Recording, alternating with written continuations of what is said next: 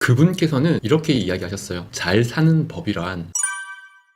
안녕하세요, 장백규입니다. 오늘은 잘 사는 법에 관한 이야기를 좀 하려고 해요. 그분은 정말 위대하신 분이라고 생각이 좀 드는데 그분이 누구인지는 제일 마지막에 말씀드릴게요. 잘 사는 법이란 무엇인가, 너무 철학적인 이야기가 될 수도 있는데 아주 구체적이고 현실적인 이야기인 것 같아서 말씀드리려고 합니다. 잘 사는 법 8가지. 첫 번째는 약속 시간은 그 사람을 절반을 평가한다고 합니다. 특히나 첫 만남에서 많은 거 노력하는 것보다는 나의 이미지를 좋게 만드는 것 중에 가장 쉬운 것, 첫 만남에 약속 시간 잘 지키는 것. 한 가지 예로 첫 만남에서 약속 시간을 못 지켜서 지각을 하게 되면은 그 사람의 이미지가 그렇게 굳혀지는데, 저 사람은 약속 시간을 못 지켜라는 이미지가 없어지는데 최소한 30번 약속 시간을 단 한 번도 어기지 않는 거예요. 다시 말씀드리면 첫 만남에서 약속 시간을 지각하게 되면은 완전히 그 이미지를 회복하는데, 약속을 30번 정도를 단 한 번도 지각하지 않고 연속으로 잘 지켜야 그 사람이 처음에 약속 시간을 어겼던 부분을 잊을 수가 있습니다. 두 번째로,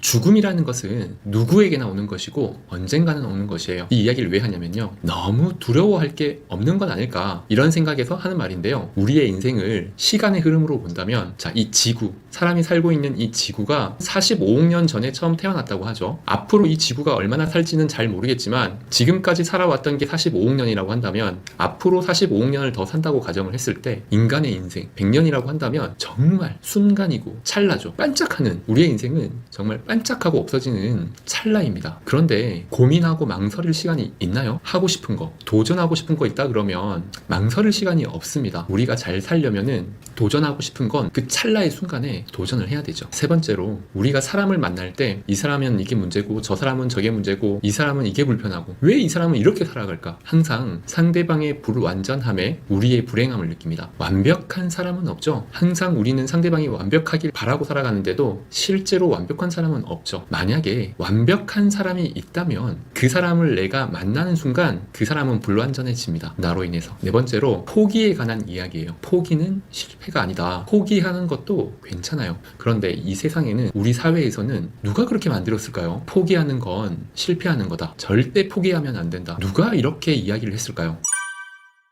저는 포기하는 거 괜찮다고 생각을 해요. 포기하지 않게 되면 우리 인생의 기회비용을 여러 번 놓치게 될 거예요. 포기하지 않고 새로운 도전도 못하는, 새로운 도전은 기회비용이잖아요. 뭔가 포기라는 것이 내가 실패하는 것처럼 느껴지신다고 한다면 저는 그럴 필요 없다고 생각합니다. 오히려 빠른 포기는 빠른 도전을 할 수 있게 하죠. 남들 눈치 보여서, 주위 사람들한테 부끄러워서 빨리 포기하고 빨리 도전하지 못하고 여기에 얽매여서 힘들어하고 스트레스 받아하고 그럴 바에는 빨리 포기하고 빨리 시작하는 게 100번 낫습니다. 포기하는 건 실패하는 게 아니에요. 다시 시작하지 않는 게 실패하는 거죠. 다섯 번째로, 재미만 있고 남는 게 없는 건 빨리 없애는 게 좋아요. 우리 취미 중에서 분명히 내가 가진 취미 중에 남는 건 없고 재미만 있는 거, 이 취미를 끝내고 나면 내가 지금 뭘 했지? 내가 그 시간을 왜 이렇게 보냈지? 하는 취미들이 있을 거예요. 그 취미가 뭐냐고요? 저한테는 그 취미가 정확하게 어떤 게 있다라고 저는 생각하는 게 있는데 그 취미에 대해서는 이야기하고 싶진 않아요. 왜냐면 저한테는 의미가 없고 재미만 있는 취미이지만 그 취미에 진심을 다하고 의미를 부여하고 철학적으로 생각하시는 분도 당연히 있을 테니까요. 중요한 건 내가 생각했을 때 이 취미는 시간만 가고 남는 거 없으면서 재미만 추구하는 그런 취미가 있다고 한다면, 항상 그 취미를 하고 난 다음에 후회스럽다면 빨리 내 인생에서 없애버려야 돼요. 내 인생의 시간을 좀먹는 거니까요. 여섯 번째로, 1 더하기 1은 2가 아닐 수도 있다라고 생각해야 됩니다. 우리가 살아가면서 이건 절대 불변의 진리야 하는 것들이 있을 거예요. 예를 들면 1 더하기 1은 2 아닐 수도 있나요?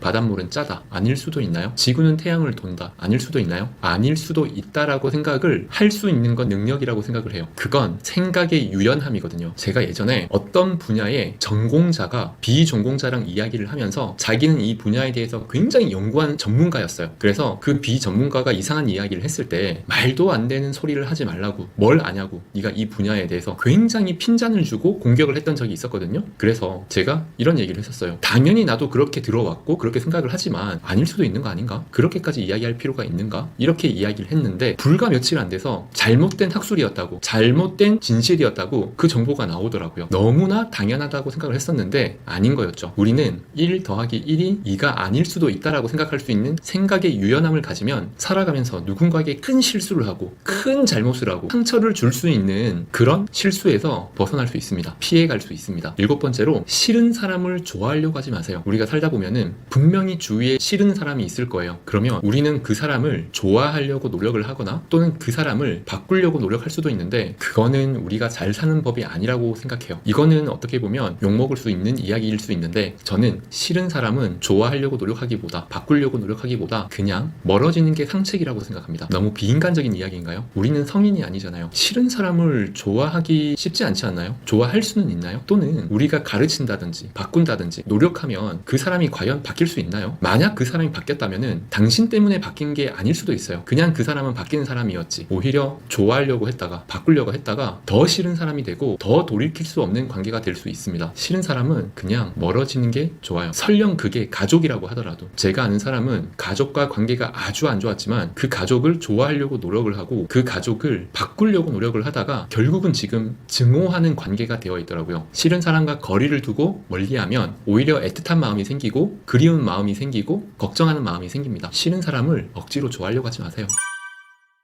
마지막으로 8번째, 제가 앞서 싫은 사람은 좋아하려고 하지 말라고 했잖아요. 그러면 바꿀 수 없는 사람이라고 한다면 그 사람과 우리는 어떻게 살아가야 될까요? 우리가 잘 살기 위해서는 2가지 능력이 필요하다고 생각을 합니다. 자, 첫 번째는 우리가 사람 관계를 끊을 수 있는 능력과 우리는 사람 관계를 이어갈 수 있는 능력, 이 2가지를 키우는 게 가장 중요합니다. 끊어내는 능력과 이어가는 능력. 나에게 상처 주고 나에게 피해를 주고 나를 위험에 빠뜨리고 이런 사람은 누구인가 떠오른다 그러면 그 사람과는 빨리 끊어낼 수 있는 능력을 키우세요. 어영부영 이어가는 것보다 빨리 끊어낼 수 있는 능력, 그리고 나를 행복하게 하는 사람, 나를 가르쳐주는 사람, 내가 기뻐지는 사람, 그런 사람과 이어내는 능력도 그 사람으로부터 내가 끊겨지지 않는 능력도 키우세요. 끊어내는 능력과 내가 끊기지 않는 능력, 이어가는 능력, 이 2가지만 키우면 우리는 사람 관계에서 행복해질 수가 있습니다. 8가지를 말씀드렸는데 그 8가지 누가 이야기를 했느냐? 제 이야기입니다. 반대하시는 분도 있을 수 있는 이야기라고 생각을 합니다. 하지만 동의하는 분들도 분명 있으리라 생각합니다. 잘 사는 방법, 또 좋은 방법이 있다 그러면 댓글로 남겨주세요. 이상 장백TV였습니다.